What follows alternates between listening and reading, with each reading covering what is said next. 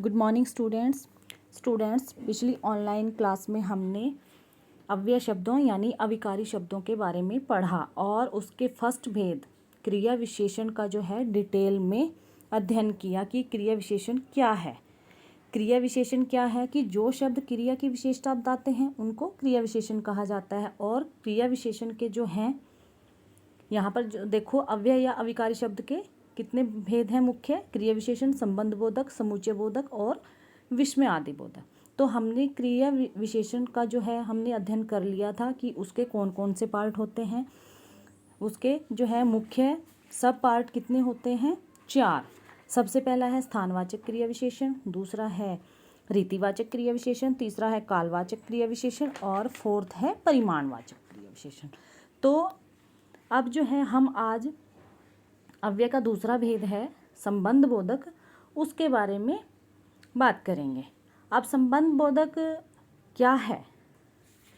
संबंध, जैसे संबंध से ही पता चलता है कि जो शब्द संज्ञा या सर्वनाम में आए हुए वाक्यों का अन्य शब्दों के साथ संबंध बताते हैं।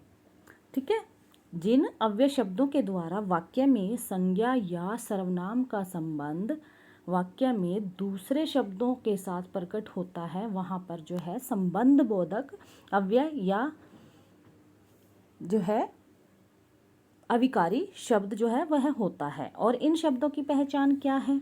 जब हम किसी एक उपवाक्य को दूसरे उपवाक्य के साथ जोड़ते हैं तो उनके बीच में जो योजक होता है वो कैसा होता है, देखिए, जैसे के साथ, पास, आगे, समान, सामने, बाहर, कारण, तुल्य, सदृश।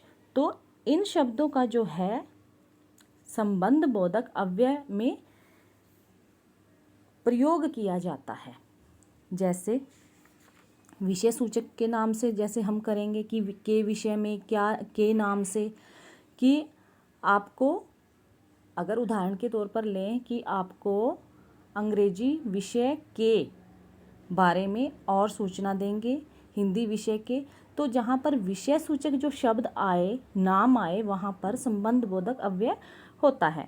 और इसमें भी जो है क्रिया विशेषण की भांति कालवाचक, स्थानवाचक, तुलनावाचक, विनिमयवाचक, विरोधवाचक, व्यक्तिवाचक, साधनावाचक, दिशावाचक और कारणवाचक और संबंध सूचक, उद्देश्य सूचक, इन शब्दों का जो है प्रयोग किया जाता है, जो हम ऑनलाइन क्लास में डिस्कस करेंगे। लेकिन यहाँ पर क्या है, मेन जो हमारा है कि किस तरह के जो शब्द हैं वो संबंध बोधक अव्यय में अविकारी शब्दों की पहचान किन शब्दों से होती है, तो होती है जैसे के साथ, पास, आगे, समान, सामने, बाहर, अंदर, ऊपर, नीचे इत्यादि। तो हमारा जो अगला मेन पॉइंट है, क्रिया विशेषण हम कर चुके हैं, संबंध बोधक अव्यय हम कर चुके हैं। थर्ड जो हमारा मेन पार्ट है वो है समुच्चय बोधक अव्यय किसे कहते हैं। अब समुच्चय का क्या अर्थ है कि जो अव्यय तो होगा वो, यानी कि क्रिया विशेषण तो वो होगा। जो अव्यय शब्द दो या दो से अधिक शब्दों या वाक्यांशों या अथवा वाक्यों को आपस में जोड़ते हैं या अलग करते हैं तो उन्हें समुच्चय बोधक अव्यय कहा जाता है। कि जो शब्द दो शब्दों, वाक्यों या वाक्य खंडों को आपस में जोड़ते हैं वहाँ पर क्या होगा, समुच्चय बोधक अव्यय।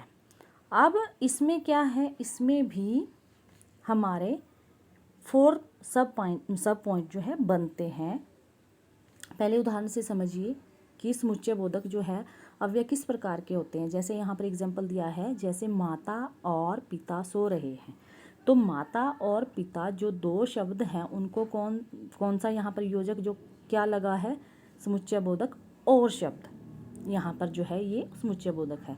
और दूसरा जो एग्जाम्पल है आम या केला खाओ, तो जिन शब्दों में और या जो अथवा कुछ ताकि बल्कि कुछ ऐसे शब्दों का जब जहाँ पर प्रयोग किया जाता है वह समुच्चय बोधक अव्यय होते हैं। अब है कि समुच्चय बोधक अव्यय के कितने भेद होते हैं। इसके सब पॉइंट 4 होते हैं। एक है संयोजक, दूसरा है विभाजक, एक थर्ड इज विरोधवाचक, फोर्थ इज परिणामवाचक। अब जो परिणामवाचक है ये क्रिया विशेषण में भी था, जो फर्स्ट जो इसका मेन पॉइंट है, लेकिन उनमें उसमें और यहाँ पर इसमें जो है डिफरेंस है। डिफरेंस जो है वो हम ऑनलाइन क्लास में डिस्कस करेंगे, क्योंकि ये डिटेल में करना होगा, लेकिन यहाँ जो मुख्य पॉइंट है यहाँ ये है। तो लास्ट जो हमारा पॉइंट है वो है विस्मय आदि बोधक अव्यय क्या होता है।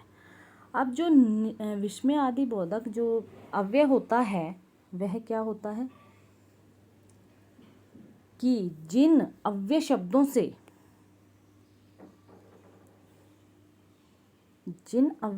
से हर्ष, शोक, घृणा यानी कि जिनसे गुस्सा, क्रोध, खुशी, आश्चर्य, भय आदि का जो है भाव प्रकट हो, जिन शब्दों से, उन्हें विस्मय आदि बोधक कहते हैं। जैसे छी, अरे, वाह, हाय, आहा, थिक। ये जो शब्द हैं, इन शब्दों का हम वाक्य के अंदर भी जो है अध्ययन कर चुके हैं, वाक्य भेद में अर्थ के आधार पर। और अर्थ के आधार पर जो है हमारा वहाँ पर विस्मय आदि बोधक जो था मेन पॉइंट वाक्य का, उसके अंदर हमने इसका अध्ययन किया है। तो जैसे जिन शब्दों से हमें खुशी का पता चले, दुख का पता चले, क्रोध का पता चले, आश्चर्य का पता चले, तो वहाँ पर जो है शब्द ये विस्मय बोधक होते हैं।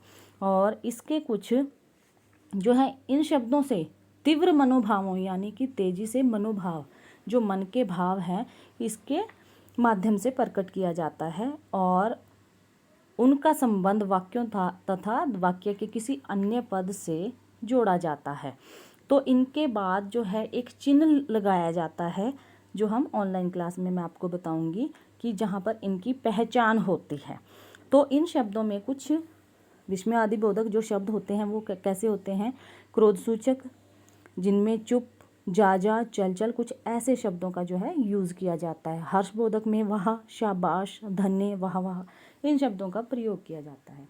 शोकबोधक जो शब्द हैं वो हैं आहा, हाय, राम राम, बाप रे बाप, कुछ ऐसे शब्द जो हैं विस्मय आदि बोधक में इस्तेमाल किए जाते हैं। और घृणा सूचक शब्द हैं छी छी, धत, कुछ ऐसे शब्द।